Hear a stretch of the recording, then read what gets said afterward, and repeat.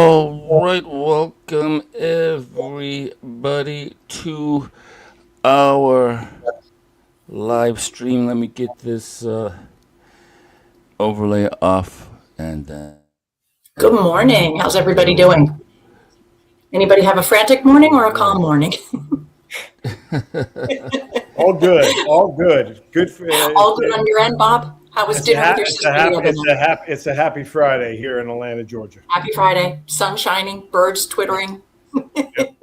Nice and cool weather for May. It's wet. Yeah. No, I hear you. My husband always says in our part, we go immediately from the heat in the winter to the air conditioning in the summer. And that there's never a season where the kids are not complaining that the house is either too hot or too cold. So there's that. But there are worse problems to have, right? Things that you could tell us about, Bob. Worse problems. Exactly. Okay. Sounds like a nice home there. Right. Exactly. Let's see if we can get this background. I'm having trouble here getting this background off of. There we go. Wait, where is it? Anyways, we're going to try a different. Very interesting. I'm just going to delete it. How's that? Go. Just delete that sucker. That's what just delete for. Technological issues. So, anyways, we will. This is interesting. All right. Okay, let's see. There we go. We did it. We did it. All right. All right. Are we ready to roll? You got a pause for two there. You even got pause there. That's right. All right. So, the little woo. So shall we? Now that we've got, when it's live, you always have technical difficulties. This is just part. That is why one consults the king. Do you know who that is, Liam? Who would That's be the king? Right. So let us. Well, Susan, why don't you introduce Bob? And sure. Absolutely. I'm going to let Bob do the majority, but Bob Schwartz is the survivor of what is known as an adverse drug event, which is when an individual takes the drug as prescribed by the physician, but has some sort of an adverse drug event, a really bad reaction. Adverse drug events range from lethal, whether the drug kills the person or the drug induces a state of suicidality. It can induce psychosis. It can induce medical events such as, cardiac issues, blood pressure issues, you name it. Bob's event was 22 years ago. It was March 24th. 2004. My memory typically wouldn't be that great, but March 24th is an important day in the world of people who care about adverse drug events because March 24th every single year is National Adverse Drug Event Awareness Day. So it goes by NADE, and then we shorten it to NADI. It takes place the first several years. It took place virtually. This was year 5, and for the first time, it took place in person in Washington, D.C. Bob and a few other patients who were brave enough to speak candidly about what happened to them shared their stories. In addition, there were pharmacists, there were drug company reps, there were other individuals who care, policymakers, public health policymakers were present. And so this event will happen every year to keep it on front and center in people's minds to be cautious. The reason that is so important is that adverse drug events, frighteningly enough, have become the third leading cause of death in our country currently. And particularly psychotropics referring broadly to the category of meds that are used for psychiatric conditions, anything from attention deficit, ADD, depression, anxiety, etc. So Bob's here to talk about his event. We discussed in part 1 the sort of how he got there, kind of what led up to it. I'm going to hope that Bob and Liam remind me exactly where we left off, because quite frankly, I'm not sure that I remember, but I know that I do want to get into what happened when Bob went back to his general doctor, when he then sought help from various entities in Georgia where he lives, such as the Board of Medical Examiners. Bob, I'm going to let you take it from here. Yeah, Georgia Medical Board. And yep. and Johnson & Johnson and even my doctor. Okay, so so some of our friends that are watching will have watched part one, some will not. So go ahead and maybe super quick synopsis of part one. How did you get into taking this drug and the ensuing events, and then let's pick up where you go back to the doctor and say, hey, this is what happened to me. Sure. Let me.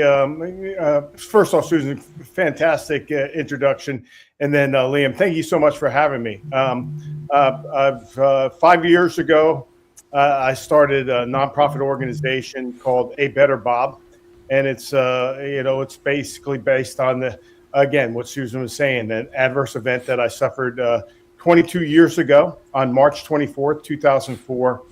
And I guess the silver lining of the story is now moving forward, that adverse NADI Day, which is National Adverse Drug Event Awareness Day, is now a day moving forward where we recognize the third leading cause of death in America, which is adverse events and medical errors.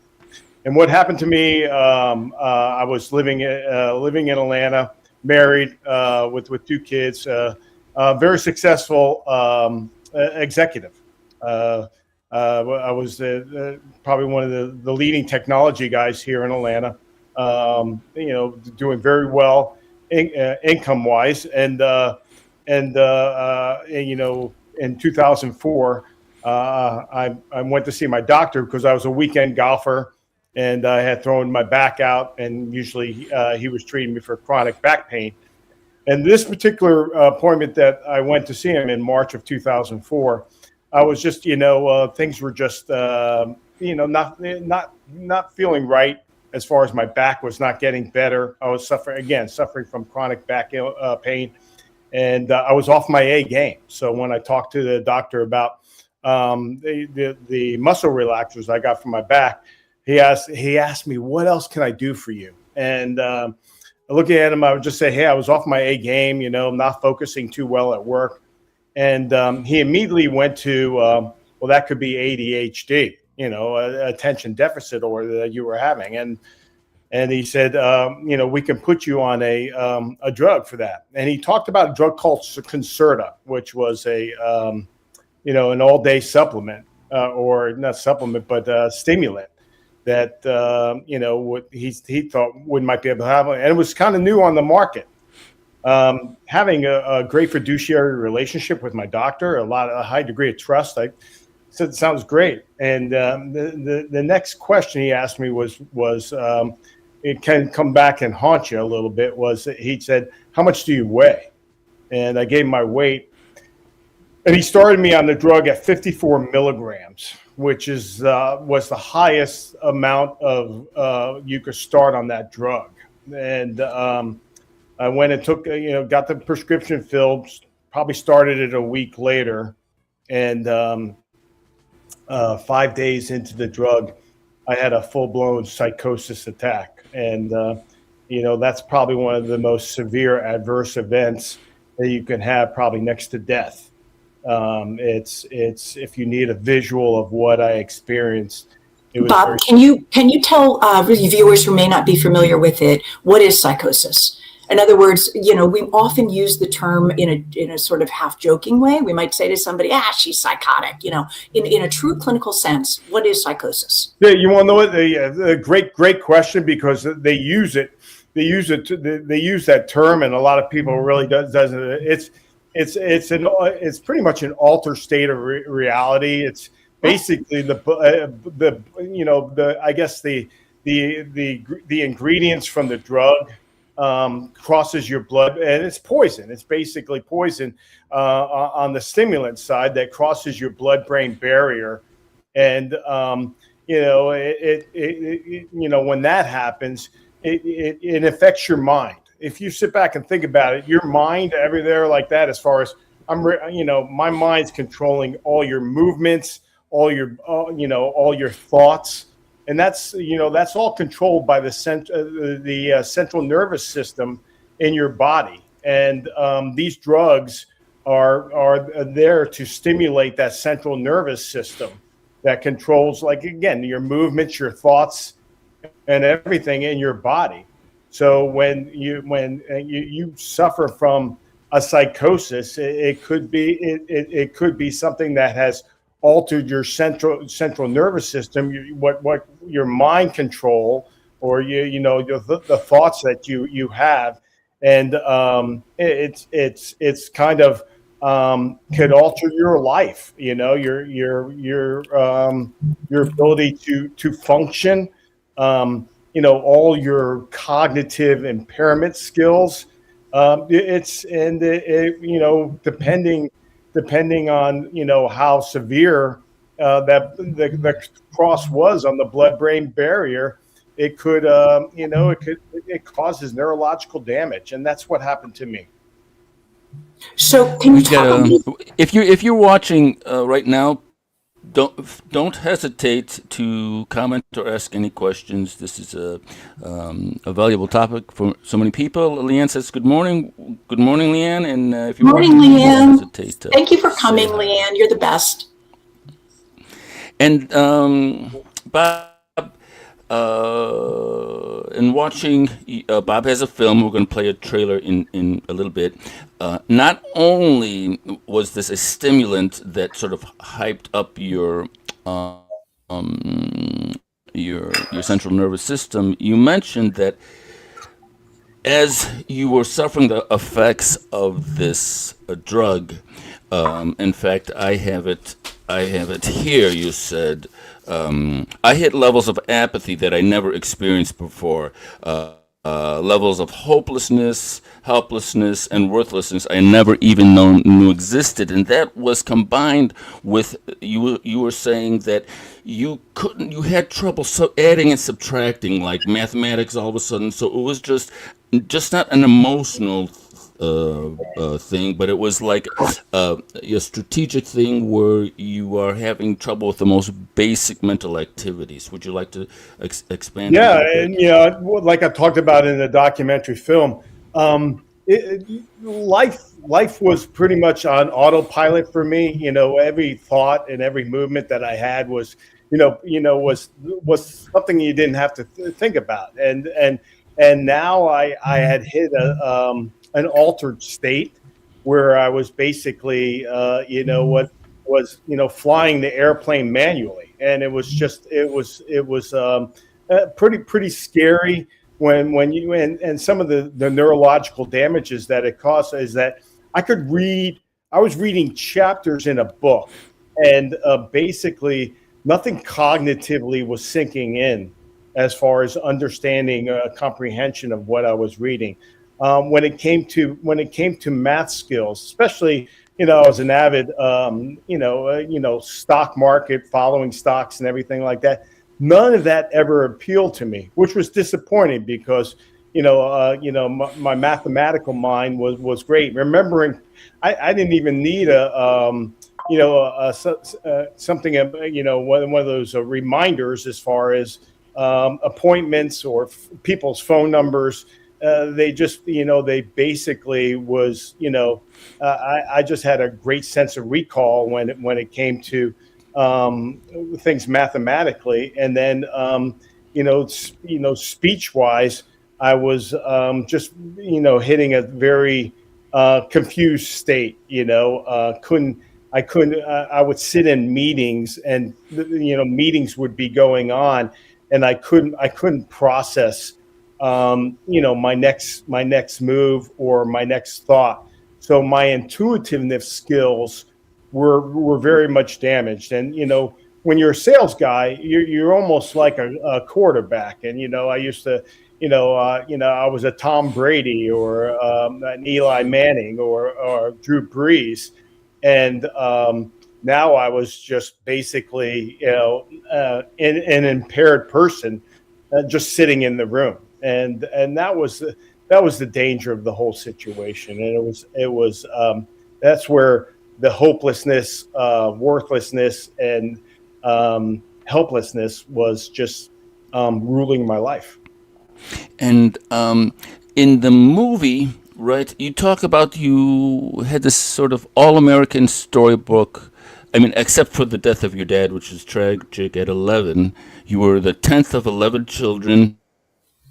And you say, in such loving fashion, mom would crack 24 eggs a day, every morning for breakfast. Uh, And that's such a lovely, Liam, you got to put the applause on for Mrs. Schwartz. I memean, go on. yes, As a mom, yes.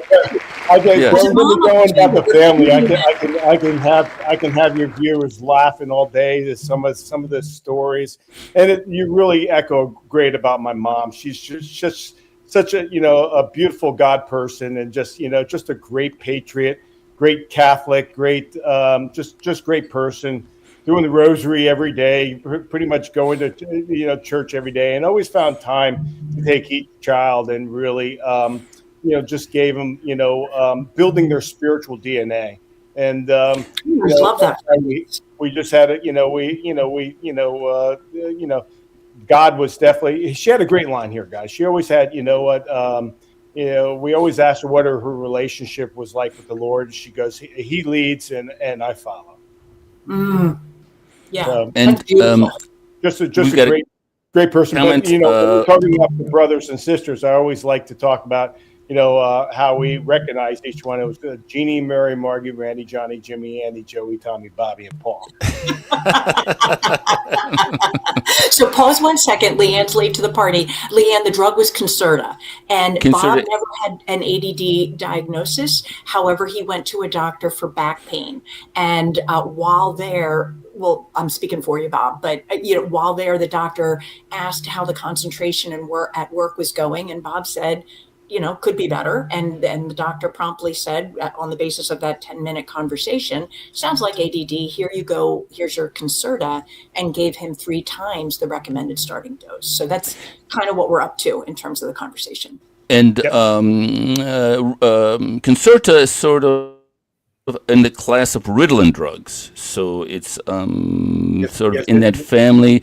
Leanne says, sounds like my family. Bob, I'm second youngest out of 11. Wow, children, Catholic, French. God bless you, Leanne. I believe. And God bless those mothers. Like, I'm sorry. There you go. There's another person with 11, and that's interesting because she's second.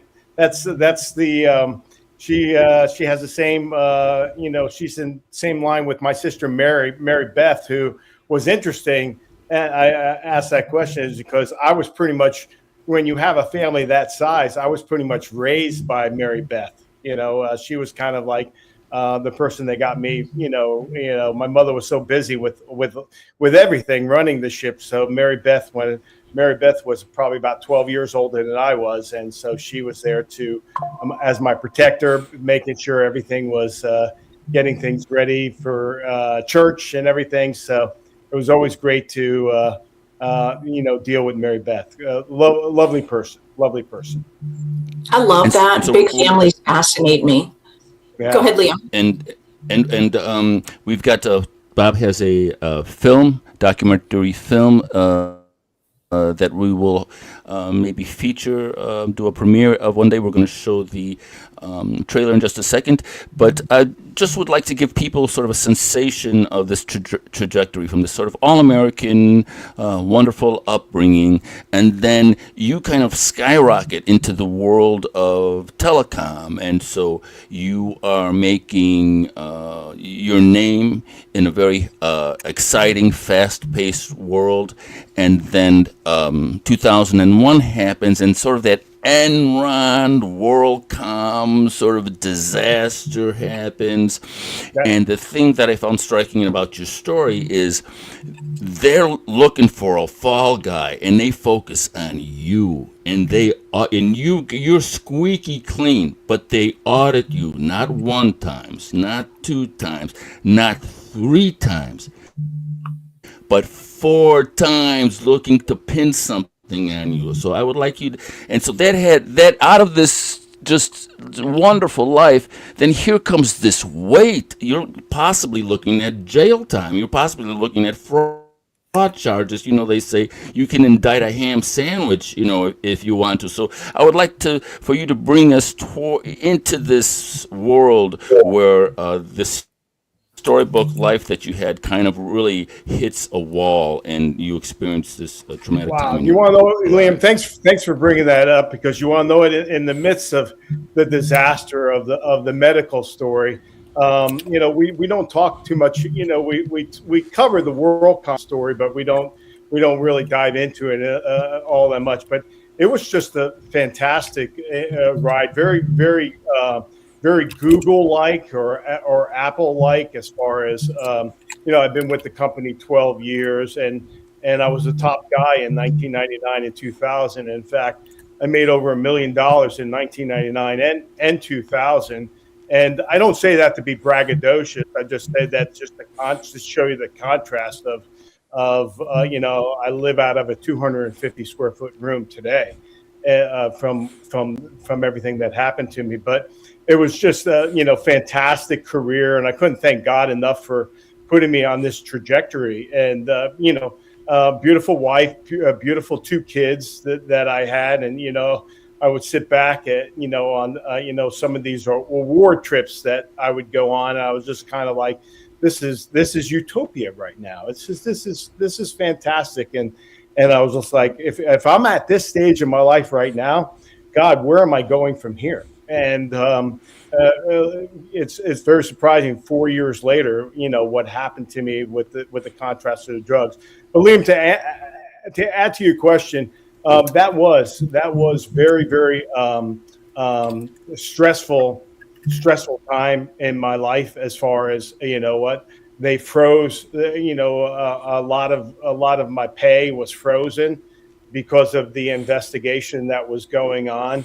And it was, I think that I used in the movie, I used the word excruciating, as far as, knowing that I did nothing wrong, but they were, it was almost kind of like they were hoping and praying that I did, they wanted to find something wrong. It was a witch hunt. Basically, that's what it was. It was pretty much a witch hunt. And, by the grace of God, I was squeaky clean. And they had to, eventually I got, basically they found that I did nothing wrong. And we moved forward. But unfortunately, we were in the midst of a bankruptcy. And at that moment, back in 2004, probably what was causing a lot of my chronic back pain was that situation. And I was, in the process of moving on to other companies. And, my greatest skill was, at that time, cellular was skyrocketing. And my hope was to my specialty was hopefully to try to find the next killer cell phone, they called it, or the most accurate cell phone that could work, do computer work, and telecommunications, as far as phone calling and stuff. And I was kind of on the hunt for the iPhone, to be honest with you guys, back in 2004, which didn't come out until 2007. But I think God had a different plan for me. And, this is why this disaster happened. And I didn't know I was going to be working on this other plan until 15 years later, until he called on me and asked me, gave me this calling to help others and tell my story. Thank you, Bob. I appreciate so much you're telling your story and just sharing, because, again, I'll highlight that for anybody of any gender or any age, it would be tough to go public and share something so embarrassing, mortifying, your worst personal nightmare with the entire world, which is what Bob has done. And in addition to that, Bob's began sharing 20 some years ago at a time where there wasn't the focus on mental health that there is now. We didn't have a plethora of celebrities singing loudly and proudly about their struggles. Bob did it. Bob came forward as a man of a generation where you don't do that. So I really appreciate it, Bob. Thank you, Steve. And basically, and that was probably part of the problem too, is because back then when this happened, cognitive impairment and PTSD and everything, all the mental situations that you were suffering from, that wasn't even addressed. Back then if you look at even the football concussion crisis, that didn't even make the radar back until 2009, and this is 5 years before that. So there was a lot of there was a lot of suffering, a lot of you're not trying hard enough to get better. It wasn't anything where I sprained an ankle and I had to walk it off. I basically sprained my brain, and it was something that you just can't recover from. It's kind of a permanent situation that you're trapped in. And I want to mention something about that. We use the term mental health all the time, and it gets trumpeted around all the time. And everybody's experience, and by the way, for those who don't know, I've been a therapist for over 30 years in the mental health world. And I'm somebody who has experienced depression quite a bit myself, and we have it strongly in my family.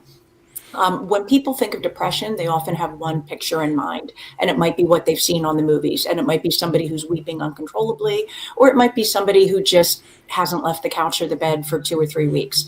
Depression, and it can look like that, of course. It can also look like a whole lot of other things. And when Bob says, I couldn't do the basic math that I used to be able to do, my cognitive function was shot, I am really a proponent of using the term brain health because it is a brain disorder, whether it is anxiety, depression, OCD, whatever it is a brain disorder.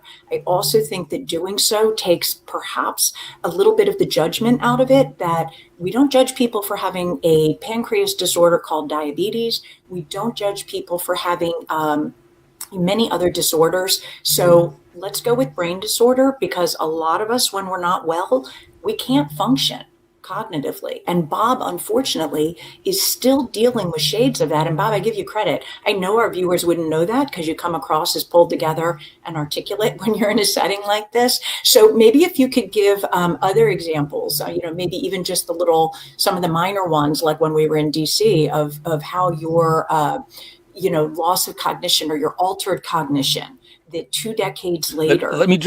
Let me jump in here before you continue, before we get too far ahead. Leanne, who's got 11 children. Bob, you come from a family of 10 children. She says, Bob, you're a brother from another mother. She sympathizes with your Latin. That Leanne, having 11. Exactly. My sister Lorraine was like Mary Beth, or the one you mentioned. Yes, she was like my I always joke around with Mary. I say her my protector, and one person looked at it and talked about the story about having Mary raising me as pretty much, I always like my second mother. I guess they call her Mother Mary. So it was kind of like Mother Mary. Always. And again, guys, we can get lost on me telling Schwartz stories over there and stuff. So short stories. Let the Schwartz be with you. And then we have Winifred that says, "Watched the film yesterday. Horrifying. I'm an only child, laughing and all, but I'm lucky in that I've always refused psychotropics." You are lucky, Winifred, and Winifred, I will be your soul sister, so that you are not sibling left. She brings up a great point. You know what? Basically, and I think I might have touched this on the first hour interview. We're missing out. As far as building spiritual DNA on learning God's skills, and I don't know why. The medical society really wants to alleviate this a holistic approach of overcoming adversity, and it's not a stimulant medication to learn how to do something like that. Or when you have to learn coping skills for overcoming anxiety, or when somebody dies or there's a tragedy in your life, grieving is something God wants you to go through, and it's not in the form of a pill. And we got to remember Psalm 118:8. Put your trust in the Lord and not in man when it comes to really understanding these medications and what they're really doing to your, doing for your health. And I think that's a perfect lead-in to watch the trailer. Do you guys want to have a look at the trailer? Yes, please. Oh, let's do it. Okay, so let me add to stage and we'll take it from there. All right, make sure everyone's mic is muted, and let's go. These drugs are very dangerous. They're mind-altering. The medical term for Bob's condition is medication-induced psychotic disorder. I can't be the only person that's gone through this. I can't be. If I had gone through something like that myself, I would have expected to be examined and properly diagnosed and properly treated by those who were responsible for me being in that state of mind. It wasn't even shown all the time by crying. Sometimes it was shown by the efforts he made not to cry. But you could still see the pain. It was most sad, really, about Bob's story was the way the medical practice really failed him. I believe that there is a silent universe of other cases like Bob's that exist. People have not come forward or not felt that that they had a voice or that there was a sympathetic ear. We have mass shootings every 21 hours. Why is that happening? NIH is not allowed to look for the answer to that question. They're frightened that there's a big pharma that is going to be angry at them with the answer. My fellow Americans, this morning, our nation is overcome with shock, horror, and sorrow. I am open and ready to listen and discuss all ideas. Republicans and Democrats have proven that we can join together in a bipartisan fashion to address this plague. Drugging children with them not knowing. Do you know Ritalin? Do you know now that Ritalin is a street drug? Youngsters who are steeped in a culture of violence, they've been drugged in many cases. Many of these young boys have been on Ritalin since they were in kindergarten.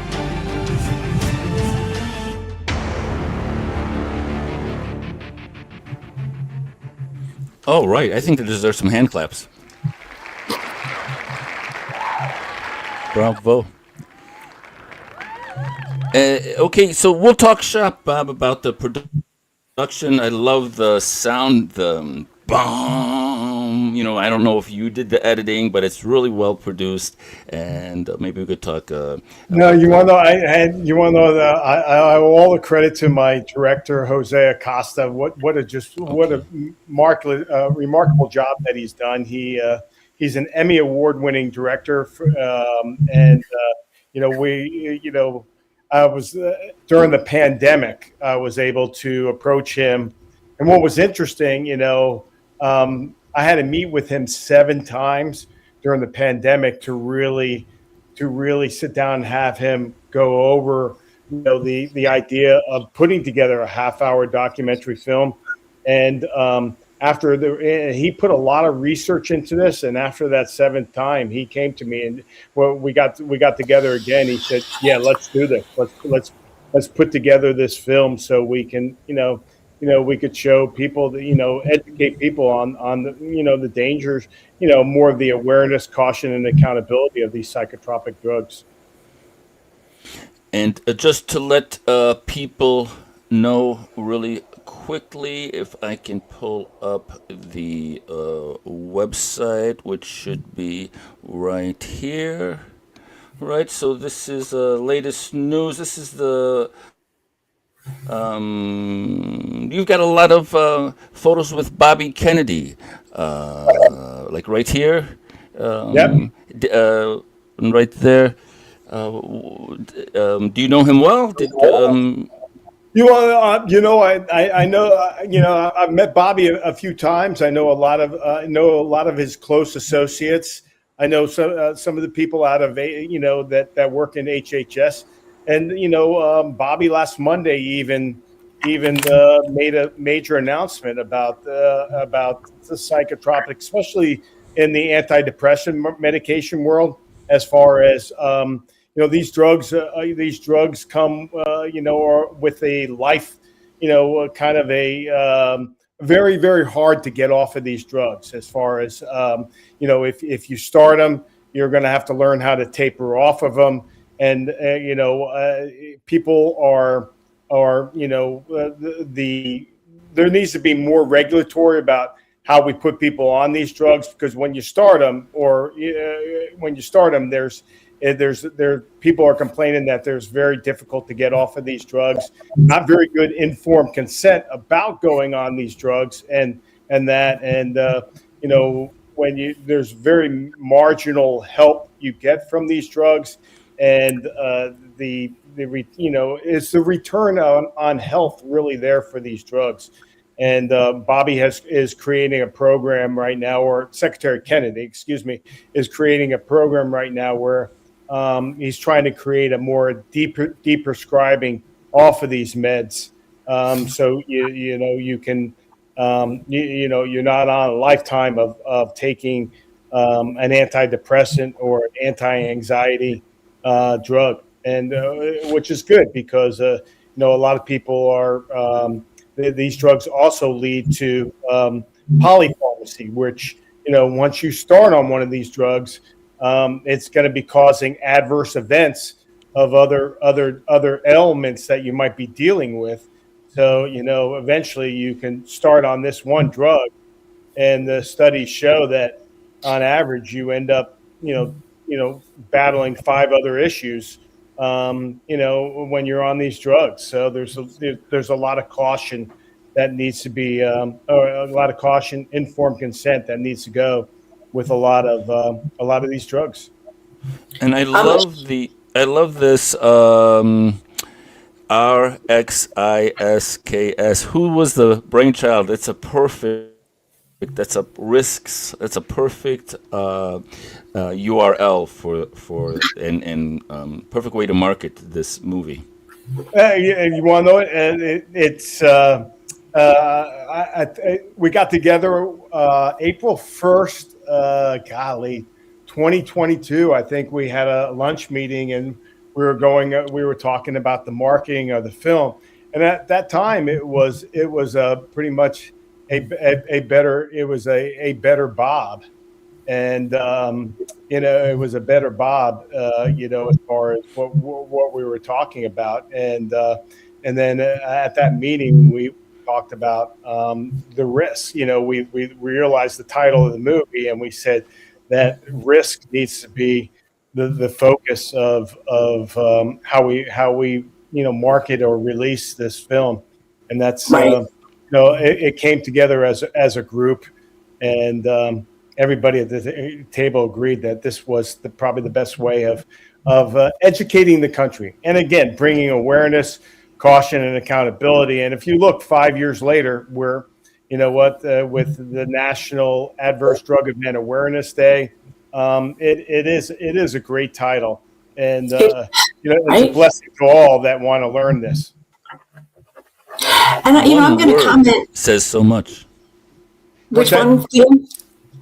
One word just says so much. RxIsks. Right, it does. And I'm really big on the informed consent part that you touched on, particularly for parents of people who are certainly under 18, but also honestly for recipients of psych meds who are under the age of 25, because their brains are still developing. And as somebody said this week at the weekly MAHA meeting, the brain of a child is not a miniature version of the brain of an adult. It is a different organ, and it is still forming and developing. So when you introduce something to that brain that then rewires it in a way that can be permanent, some of the side effects with psychotropics, for example, the sexual ones, you can go off of a psychotropic and be off of that psychotropic for 10, 20 years. That sexual dysfunction might be permanent. So to be introducing that at young ages is concerning. And then, Bob, you also mentioned that RFK is focused on looking at not minimizing, but reducing the extensive use of psychotropics and having that be really the first line of treatment. And I will say that within my profession, I'm on various Facebook groups for therapists, and, read different things from different psychotherapy groups, groups of counselors, groups of licensed clinical social workers. And sometimes treatment is posed as two options. There's medication and there's therapy. What are we doing? Wow, there is so much more than that.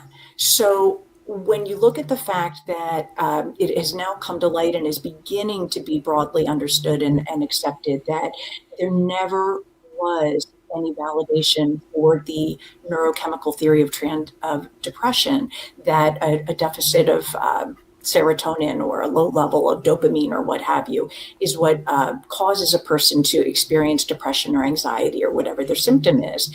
But it also it's been proven that that is not actually true. So to the extent that the psychotropics there is a subset of people for whom they work, and by that we mean symptom relief, it works by way of activating mitochondria. And there are other ways of activating mitochondria that might not produce the same toxicities for liver, kidneys, other organs in the body. So I just think all of that's important to hang on to. Absolutely. And okay, you go, Liam. I'm sorry.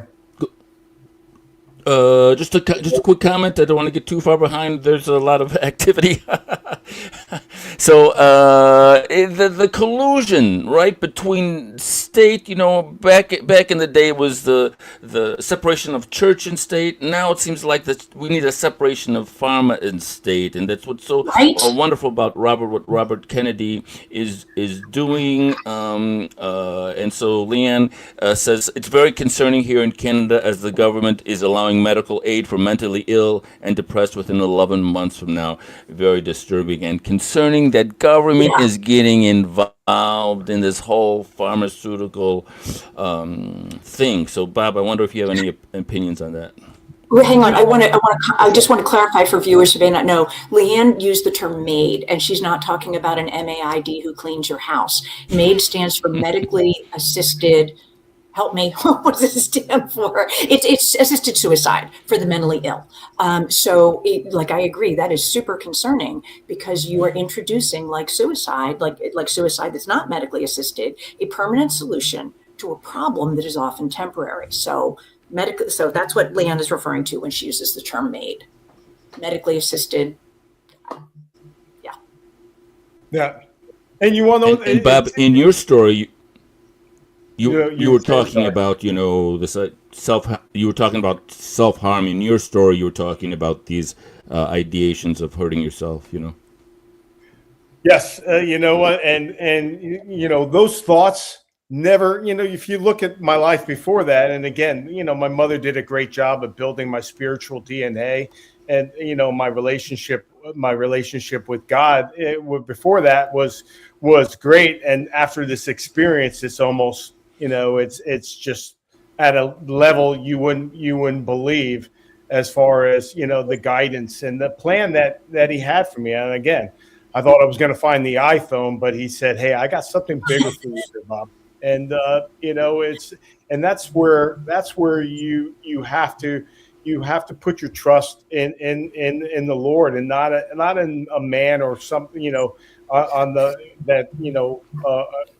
they might have a pill that might fix your situation. And it's kind of disheartening because when people call me and they go on my website and they tell their stories, and one of the first questions I always ask the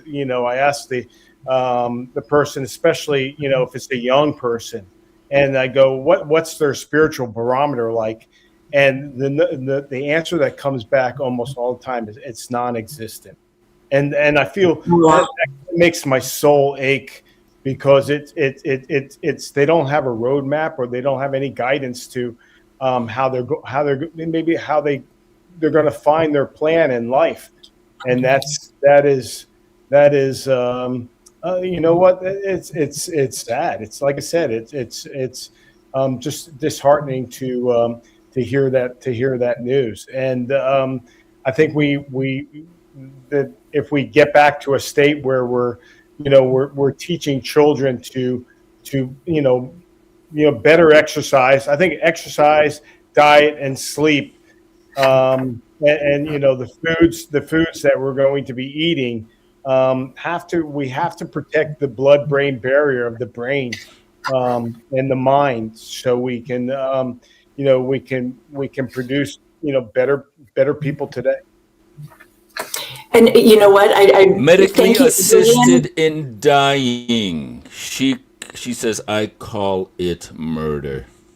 Agree with you, Leanne. And I remember, I don't know the deets, but I do remember reading about a woman where there was medical assistance in dying from Canada. And apparently it happened within about 24 hours that she had explored it. Then she pulled back and said, I don't want to do it. But the caregiver husband, I guess, at least according to the one article I read, didn't do a deep dive, that he was depleted and then sought the sign off of, I think you need either 2 to 3 physicians, but that was all obtained in a really speedy time frame. And according to the article, it was completed without the full consent or any consent of the person who was put to death, or in Leanne's words, murdered. Really shocking. Like, how can we be here? Guys, an interesting story. Cheryl, somebody just sent me a story 2 weeks ago, which I thought, oh my gosh, I think it was somewhere in a European country, some child or early adult went to court because he was struggling with autism and asked for medically assisted suicide because he was dealing with autism. It's unconscionable. I mean, it's I guess there's exceptions to every rule. I do remember reading of one where she was in her low 30s. She was in, I think, Belgium, had struggled for decades with mental health stuff. Nothing was working, nothing. And her family signed off. They said, we do not want to see her struggle. So out of love, they made a family decision, and that they pursued the medical assistance in dying. So we're straying a little bit from our core purpose today, which is to hear Bob's story. Liam, you're pretty good about keeping us on track. Where are we going next? Yes, and I'd like to sort of, Donald Trump calls it the weave, as long as you always get back. So we're kind of here, medical assisted. Okay, so we're talking also about suicide, and I'd like to bring us to the symptoms, right? So this is the adverse in the report of the Concerta, is the drug that was given to Bob. And if you look, CNS means central nervous stimulant. So these are all of the side effects. And so it goes into CNS stimulants at the recommended dosage. Okay, Bob was given 3 times the recommended dosage, but it says at the recommended dosage may cause psychotic or manic symptoms, hallucinations, delusional thinking, or mania in patients without, okay, and that's the scary thing, without a prior history of psychotic illness or mania. And this perfectly, I think, describes what happened to Bob. In a pooled analysis of multiple short-term placebo-controlled studies of CNS stimulants, psychotic or manic symptoms occurred in approximately 0.1% of CNS stimulant-treated patients compared to 0% of placebo patients. Seizures, peripheral vasculopathy, right? So it's just a laundry list of horrible things that can happen with this drug. And so I'd like to have Bob maybe talk about this idea of trust, because you said you trusted your doctor, right? And you wouldn't think, say, can I see, I don't trust you, can I see the insert, can I double check you, can I do my due diligence? Because in your business life, I'm sure you did due diligence all the time. I was sitting there writing contracts. Absolutely. You great question, Liam. Basically, I asked about, what are the side effects of these drugs? And I always asked about side effects because I always wanted to be aware, conscientiously aware of, what was going to happen here. And it was again, it had a fiduciary relationship because, everybody walks into that office thinking, he's not going to do any harm to me. And when he looked at me and said, it's a stimulant, so you're not going to, it has an appetite suppressant in it, so you won't be feeling all that hungry. And I was just like thinking to myself, well, that's not going to harm me. So I thought, yeah, no, not a problem. So you just opened up that insert. And of course, if there was the word suicide in there, I would have been like, what are you doing? And why would you even offer something like that? Hallucinations, manic. You look at that insert, and it's all these things that I would have been like, why are you even recommending something like this? And and plus being a primary care physician, drugs like these need to be really handed out by a psychiatrist, or you need to go to a psychologist before you even start on medications like this. I was a 40-year-old successful father of two. I mean, why he would give me a drug like this? And plus, he offered me a coupon so I can get it free. That was, you look at all the errors that were made in this scenario, and you just sit there and say, why am I still struggling 22 years later to tell people this story, or at least kind of get help from what happened to me? And again, that's where I have to fall back on my fate and say, God has a great story here that to help me help others, as And I'd like to interject that we got some interesting. The weave brings in lots of interesting comments, so I want to go to the comments Love the weave. in a sec.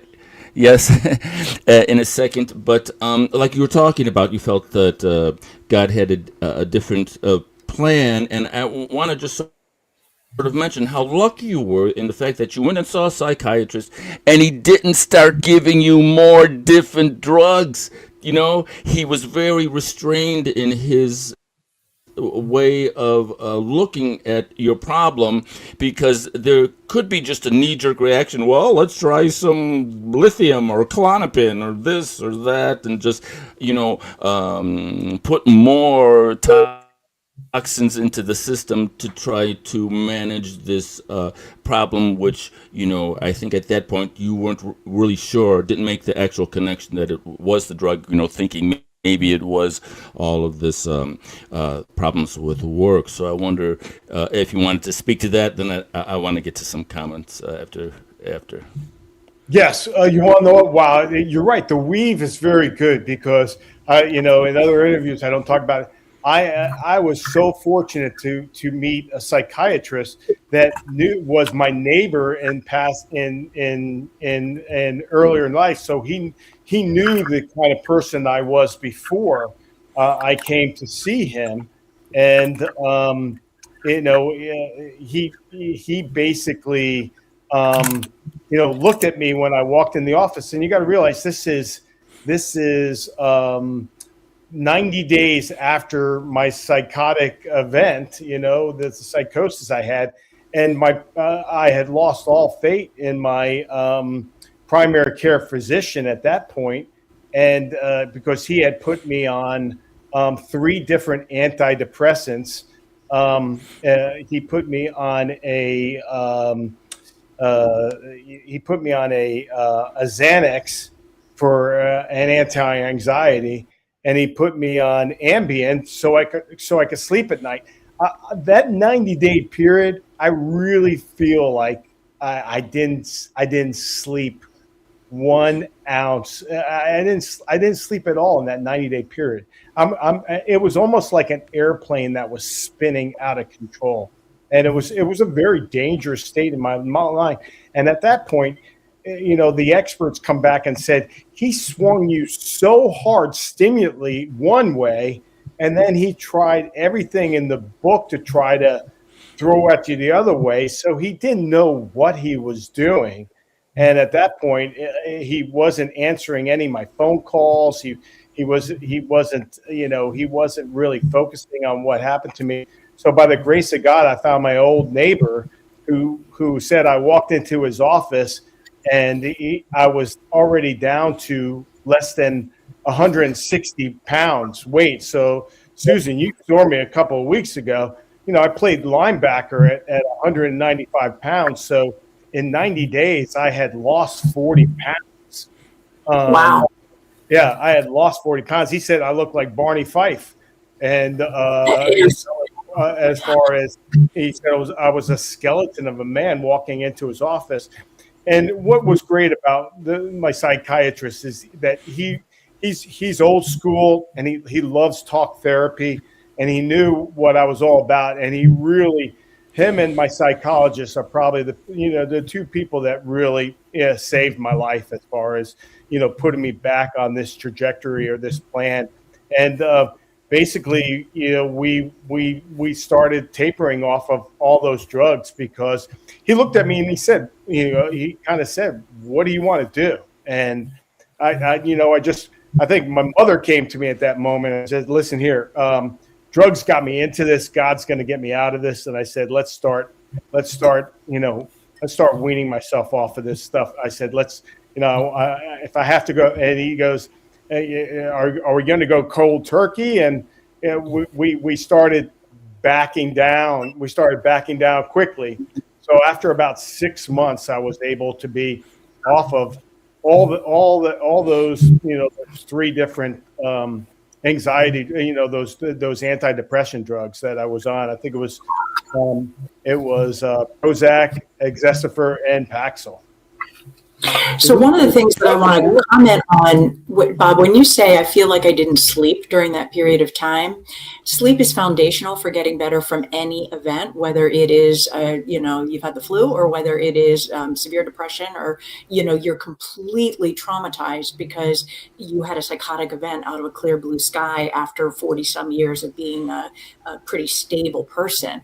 But you also didn't sleep from the perspective that even if you closed your eyes and then you weren't aware of consciousness until whatever time the next morning, you were on medications that don't induce sleep. They induce a state called sedation. And if you had been hooked up to the help me with my words, friends, when you do a sleep study and they put the electrodes on you and they measure your brain waves, the brain waves of a person who is in a natural state of sleep, it goes through a variety of cycles, and we're all familiar with those. You got your REM sleep, you got your phase 1 sleep, phase 2, phase 3. The person who is sleeping because they have taken their Ativan or their Ambien or their whatever, their trazodone, their Seroquel, Zyprexa, they're not asleep. They are sedated, and their brain is not going through those sleep cycles, which means that their lymphatic system, you've heard of the lymphatic system in the body, the lymphatic system is not clearing the toxins from the brain. So that's not helping Bob get any better at that point, to that he's in a state of sedation rather than sleep. And then the other piece is that he's not accessing REM sleep, which is when a person dreams and when they process trauma. So Bob's had this like stunning upheaval in his life. His life has shattered and just turned inside out, but he's not getting the benefit of actual sleep to process it. But thank God you did get to. And before. Yes, and to providers who had some common sense and helped you. Yes. And so before we move forward, let me just hit these comments before we get too far. All right. So we were talking about assisted suicide, and Bob mentioned something that autism. Some kid with autism. And so Leanne said she heard the same thing, that children with autism and other issues are, they're discussing, which is just, it's like something out of a dystopic, horror movie. You can't believe stuff like this exists. And then Winifred, we're on the subject of religion. She says, but I must interject that some people have had horrendous experiences with so-called spiritual communities and are better off without organized religion. A personal spirituality is not necessarily new age. And so whenever you bring politics and religion into a party, everyone has, it's good that everybody's expressing how they feel. So Bob, I mentioned, as a therapist, I'm just going to say, like, everybody's right. Like the data is that children who grow up with the foundation of a church and so forth are more likely to, or I'm sorry, they're less likely to experience anxiety and depression as teens. However, speaking as a therapist who's worked with many a grown-up who came out of a religious cult, of horrifying abuse that person's parents joined when the person was a young person, Winifred is right too. Like, there can be deep harm done within religious communities, and we don't need to look any further than the epidemic wave of sexual abuse in the Catholic Church. So, there's truth everywhere in everything that's been said. And on that subject, we're weaving along such a wonderful path today. God designed our bodies so beautifully that it's always for us. A miracle. Still here, thank God, and for you never giving up. Miracle. She's corrected herself in real time there. So yes, what a wonderful collection of comments from our audience. Would you guys like to expound or give your opinion? I'm with, thank God Bob is here. And Bob, when I think about what you've done over 22 years, we're never going to know how many people you reached, but they're everywhere. It's all the people who are hesitating a moment longer before they put their hand out, or they're asking their doctor, let's talk about the risks. Or they're requesting genomic testing. And what that is it's basically a med-gene interaction test, so that it will not tell a person which medications might benefit them.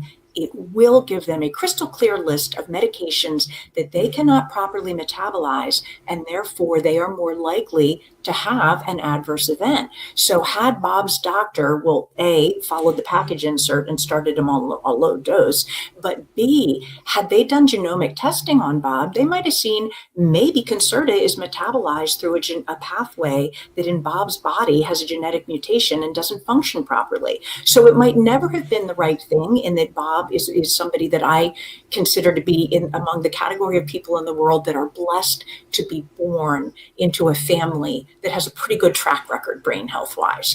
Not a litany of people that have been in and out of psychiatric institutions going back for generations. But even if it was the right thing to do to prescribe Bob a pharmaceutical, let's do it cautiously. And let's ask for the genomic testing, friends. It is only $300 out of pocket.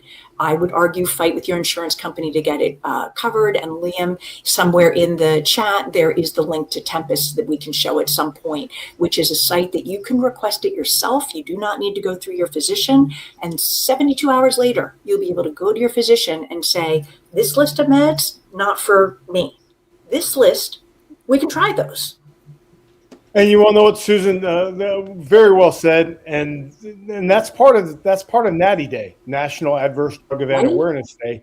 And we did a big piece on that as far as PGX, testing, as far as putting people on, getting them screened before we start on some of these medications to make sure that the body will respond better. And that's guys, that's the situation that's going to bring the evolution of safety back into medicine, where we're not doing guesswork. You look at the automobile industry. They came up with seatbelts, they came up with airbags, they came up with anti-lock brakes.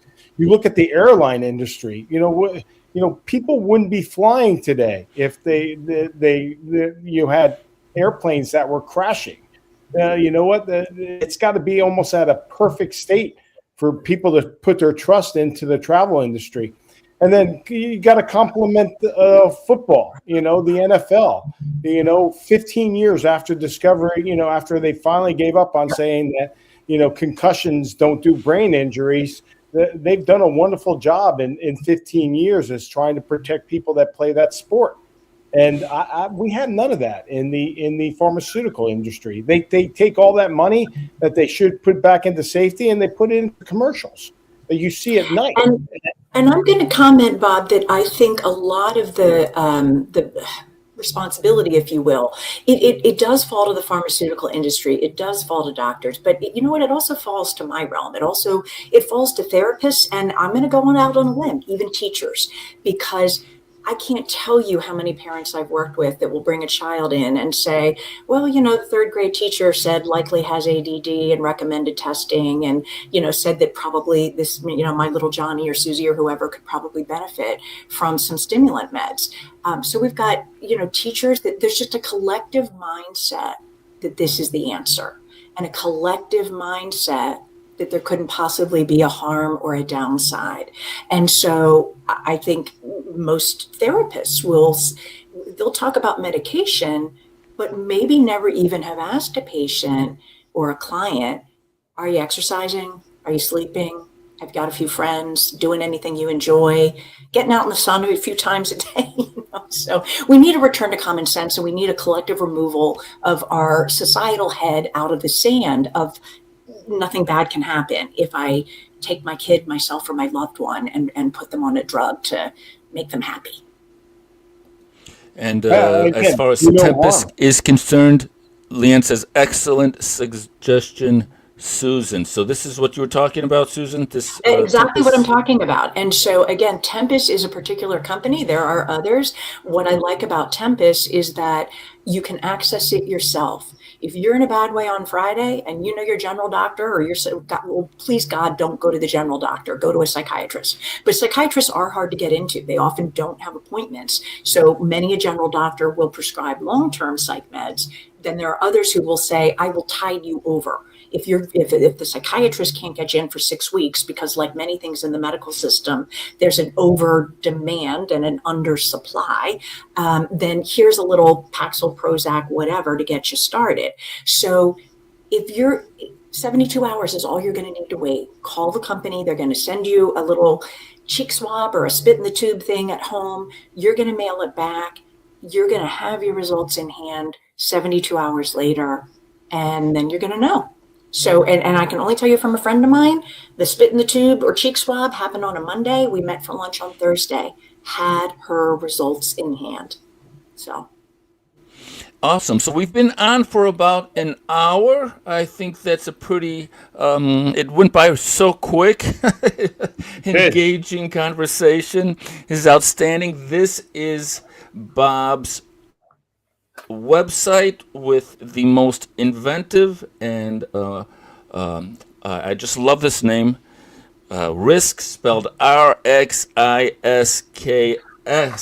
Everything is said in one word. You can see his 30-minute documentary here. You can get all the latest news and information somewhere right there. Got the latest news information here, and you can contact him here also at this this site. It's a very well done website. Liam, I want to say one final word to any viewers, which is if you're considering a med for yourself, if you're a psych med, if you're considering a psych med for a child, a spouse, a parent, what I want you to do is, regardless of how casually your doctor offers it, I want you to be on alert that there needs to be a support person designated. That support person needs to read the package insert. That support person would be well advised to go online, maybe even Reddit, read what some of the patient experiences are, and then support people. You need to be checking in with the person daily. How are you doing? Did you sleep last night? Is anything getting worse? Are you getting agitated? Any thoughts of hurting yourself? You already had thoughts of hurting yourself. Are they getting worse? And you need to know where the line is, where you're taking that person somewhere, or but don't stop cold turkey on these meds, because the withdrawal can be hell. Sleep meds, the withdrawal can cause a rebound insomnia. So often a gradual taper, medically supervised through a company like Roadback, where they have a psychiatrist, they have support people that talk you through it, a compounding pharmacy that gradually tapers the dose so that you're not getting the horrendous withdrawal symptoms. So you implement the cautious things, even if the doctors aren't yet encouraging it enough, which I wish they would.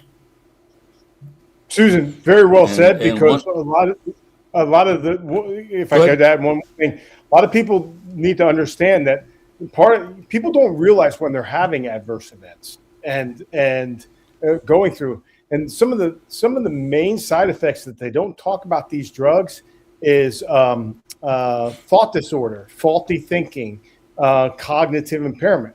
A lot of things that I suffered, and I really don't dive into that too much. But that thought disorder and faulty thinking, comes because of the altering of the central nervous system again, which controls a lot of your minds and thoughts. And again, when you're processing that and you're going through a lot of that, you don't realize that you are suffering from an adverse event there. Exactly. And then one thing I also want to put the plug in before we go, Bob, can we have you back again?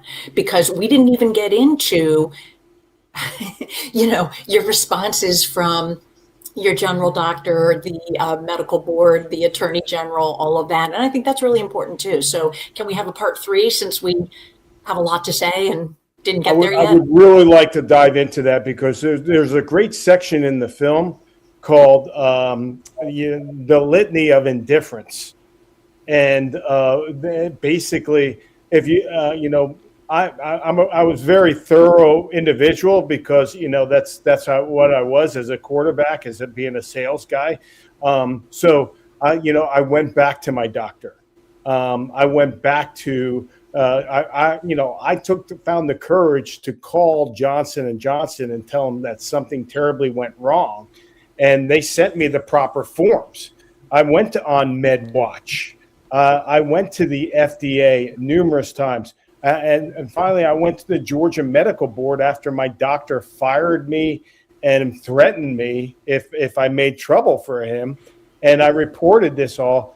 And again, I was probably one of the most gaslighted guys in Georgia as far as trying to get help for what happened to me. And, everything fell on, that he did nothing wrong and that this is your problem. And so sad, too bad, Bob. Right. And Yes, Liam, if we have and just a second, I the want last to bring comment up is I will definitely check out your story, Bob, and thanks for sharing your story. I'm sure it will help many and save lives, and that's why we're doing this, Leanne. Thank you for that ending last comment. And last thing I hope is that on Bob's site, it's either the RxIsks.org or RxIsks.com, both spelled RxISK. There is a link to the form that you complete, an online form that goes directly to, I believe it's the FDA. Am I right about that, Bob? To alert them about having had a medical adverse event, a drug event. Sorry. Well, it's more of a form if they wanted, and they got to check the box. I don't have anything with the FDA, but it just sharing your story, and then basically, that's when we can help out. And, again, it's part of the efforts of awareness, caution, and accountability. So actually, like one of them, I'm almost positive, in addition to the share your story, there was a link to a form that goes right to, I thought it was the FDA. And if we have a minute, Liam, I can search it up. If you feel we need to go, we can always shoot that out later and circle back to it next time. Yeah, we'll shoot that out next time. Okay, yeah, sounds good. Yeah. I think Terrific. Thank you so much, Bob. We're at hour 13. Oh, Yes, Susan, and Liam, Bob, thank you so much for having me. And Leanne is right. What a strong man you are, Bob. Yeah. What a beautiful thing to say, Leanne. Thank you, Us men love to hear that, how strong we are. Well, thank you, Leanne. One of 11. I know you probably have great stories of growing up in a great crew like that. All right, everyone. Thanks for watching. You guys stay with me. I'm going to do an outro, and then we'll come back and chat and set up the next time for the next show. All right, everybody. Thanks for watching so much. We'll see you next time. Bye-bye. Take care.